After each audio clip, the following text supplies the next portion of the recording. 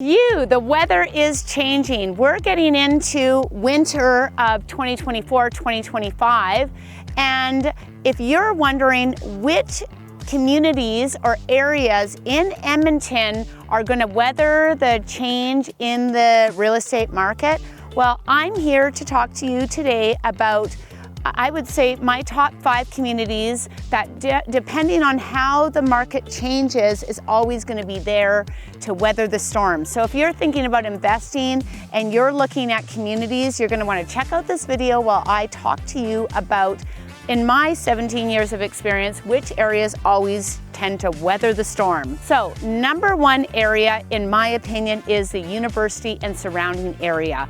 This area is typically the highest priced real estate and tends to weather the storm by being the first to go up in price and the last to go down in price.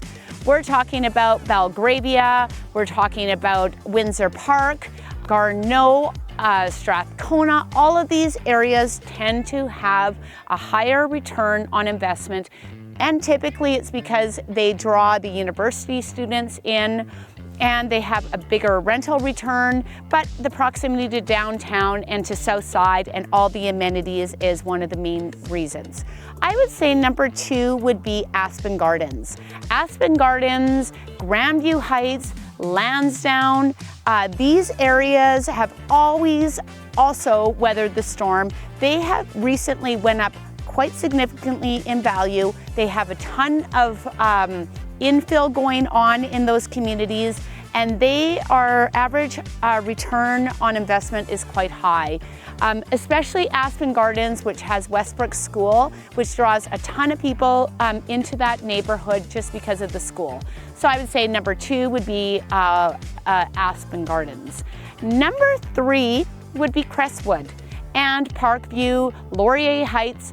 That area has always drawn people like Kate's, and big time investors. Connor McDavid lives in that neighborhood. The area has got a higher return of investment because of the proximity to the downtown, and it's also in the West End area of town, very close to the River Valley trails. So the location is key when it comes to investing, and that area has a significant draw.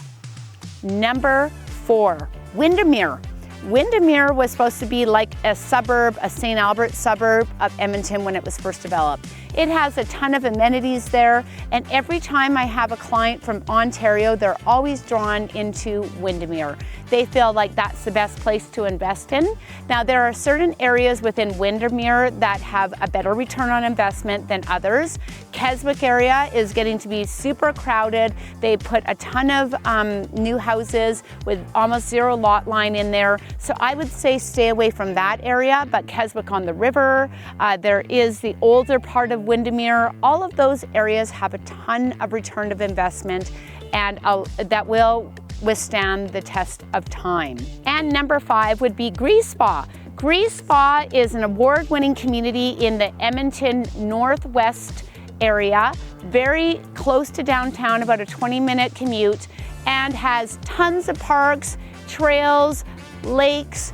This area would be a very good place to invest your money. It is not at the higher price points that I've spoken to about Laurier Heights and different places like that. So affordability is great. It is very family oriented, very safe community, and it is also very close to the military that is on the north end. So it draws a lot of people that are wanting a family-friendly neighborhood. Grise Spa would be a great location. My name is Karen Stanko, and if you are thinking about relocating into Edmonton or moving throughout the city, I'd love to be your realtor of choice. If you do know anybody who is looking to buy or sell, please just touch base with me in the comments or text message me where my number is as well. So I'd love to see you on the next video. Thanks for checking me out, and see you on the next one.